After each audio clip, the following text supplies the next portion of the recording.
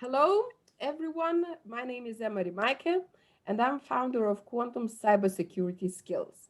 Today, I have a pleasure to meet Ahmed Afifi. Ahmed, maybe you could introduce yourself a little bit and what we will be covering today. Hello, Emma.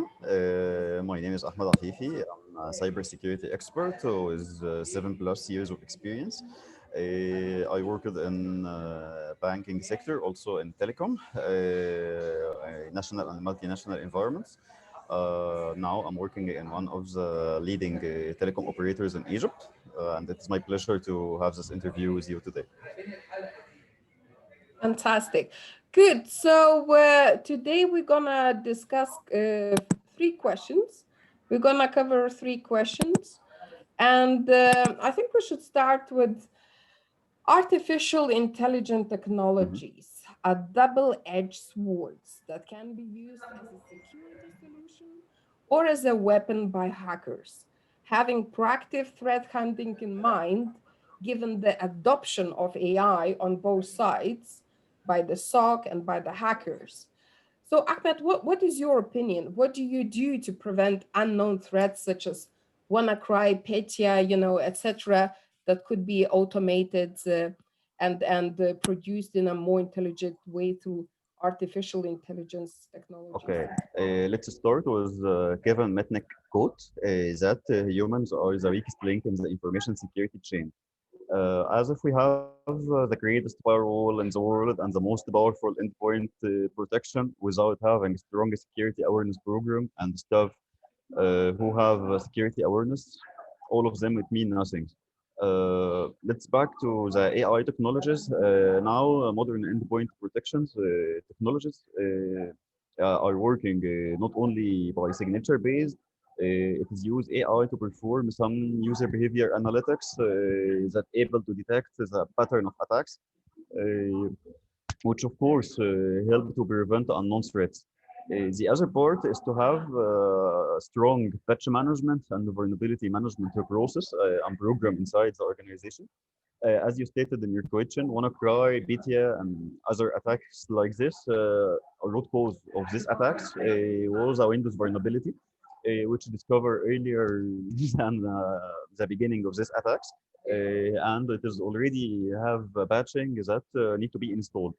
So if organization have a vulnerability management program which discovers the vulnerabilities and the missing batches, and also have a batch management, a strong batch management process, I mean, that make sure by each month we perform the required patching, uh, the missing batching that lead to these attacks would be disappeared if we apply the required corrective actions.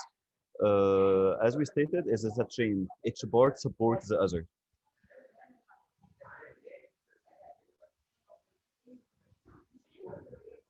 I'm saying patching, patching, patching.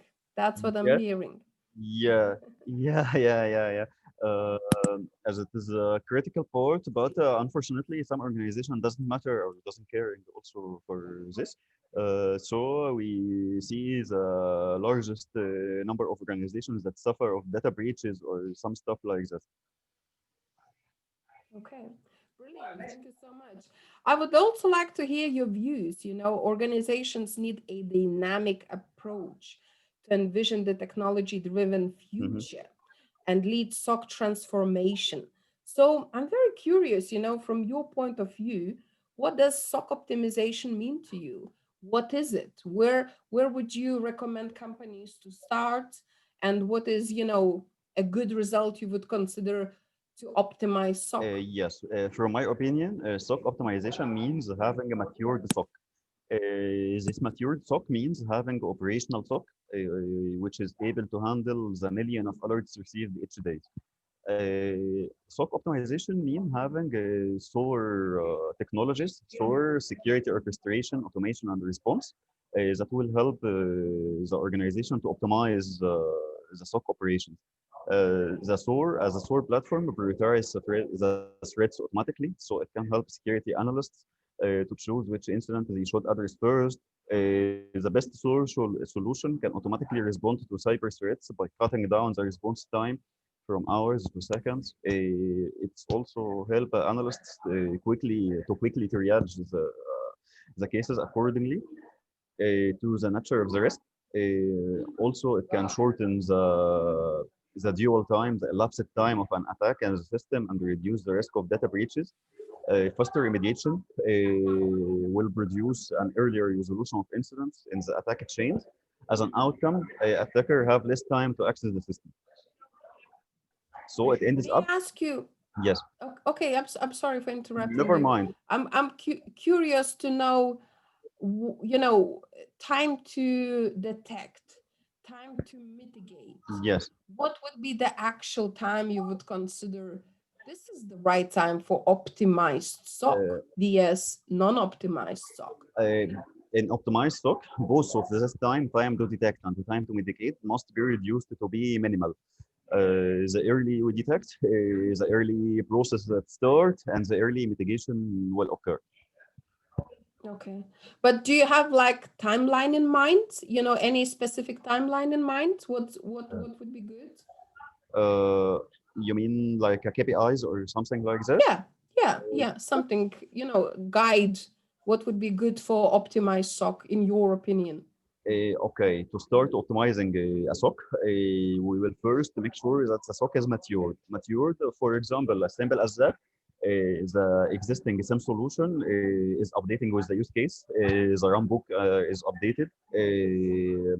We have an threat intelligence service integrated with SOC to provide the feeds for the every second attacks, every Yeah. second the indicator of compromising to the SIM to the Mhm. same solution, and then the use case is updated to minimize the effort for the false positives and make the analysts to be concentrated for the real alerts. Mhm. Then enhancing the process.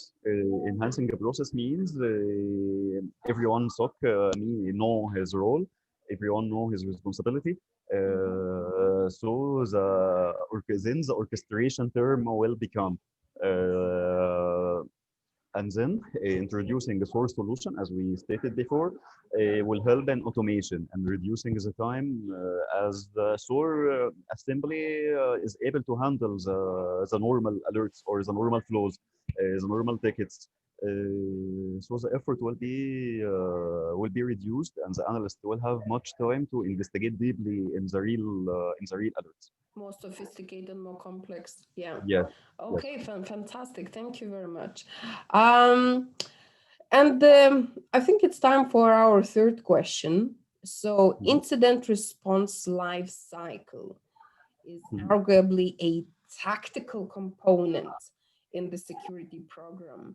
And the mhm, success of your IR team depends on many, many factors. mhm. So, which factors, in your opinion, you would list as successful recipe and why, based on your experience? Okay. Unfortunately, it is the fact that the most companies will experience data breaches sooner or later.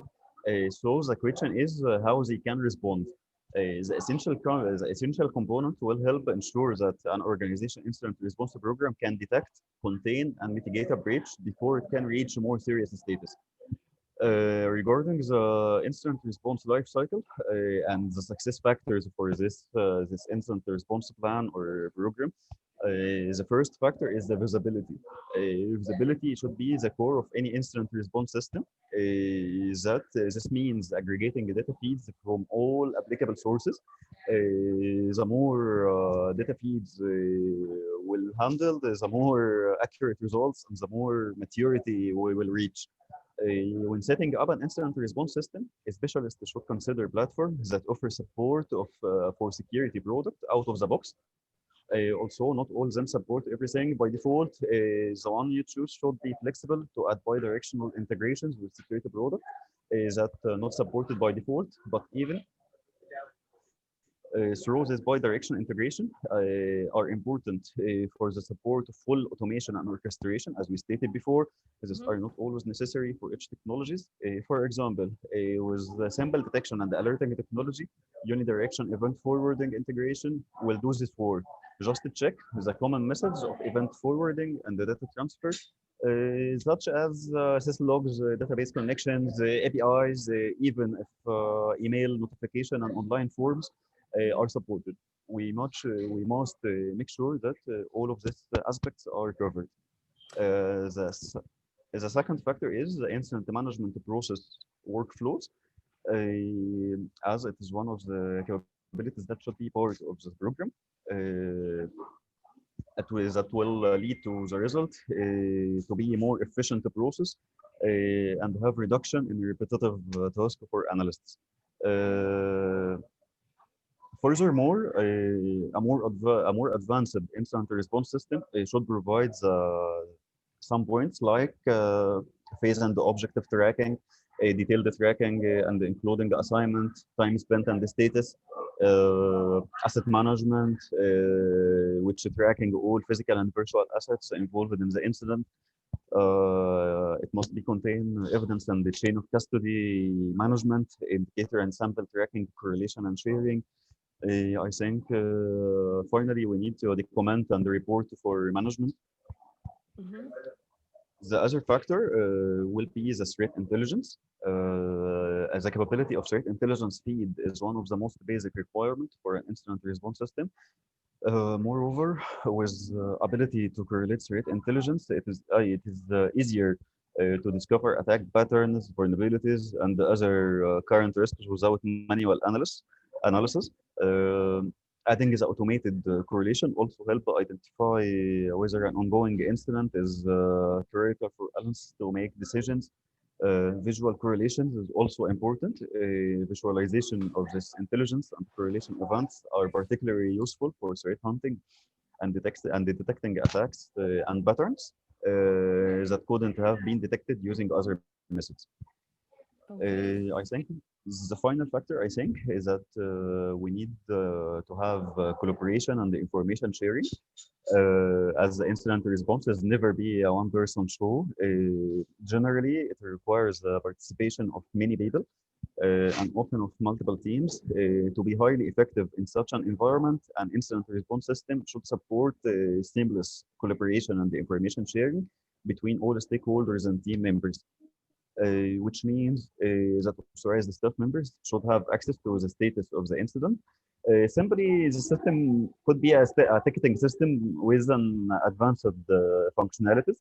Uh, to make sure that all staff members have the same vision and have the same status and on the same page actually. All staff members should be communicating in a secure way using an out-of-band communication mechanism.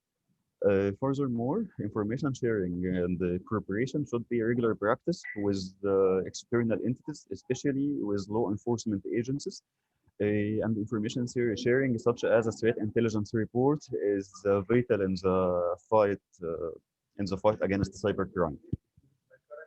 Okay, very interesting view. Um, I have a follow-up question, if I may. Yes, You did mention security transparency is key, yes, right? So, but there are things you don't know what you don't know, right? uh, We only know what we know, but there might be gaps, let's say, where we don't have that security visibility. Again, just your view. Are there any specific areas where, from your expertise, you would say, yeah, security transparency could be improved in those areas, to have the whole picture. What are we dealing with? How secure our infrastructure is? Where could be, where is that weak link in our infrastructure where hackers could be penetrating yes, anytime? Yeah. yes. To secure an organization, it is a big journey. It is not one. It is not one task or one program or something like that. It is, as we stated, is a collaboration between the whole entity. As we stated, we behind the SOC, we must have a strong and a great risk management team. We must Yeah. have a great vulnerability management program. this vulnerability management program, one of the most important activities is to perform regular vulnerability scanning and vulnerability assessment and the penetration testing to be minimally to the most critical assets inside the organization. It is preferred to perform these activities to whole infrastructure and the whole systems. Actually, we need to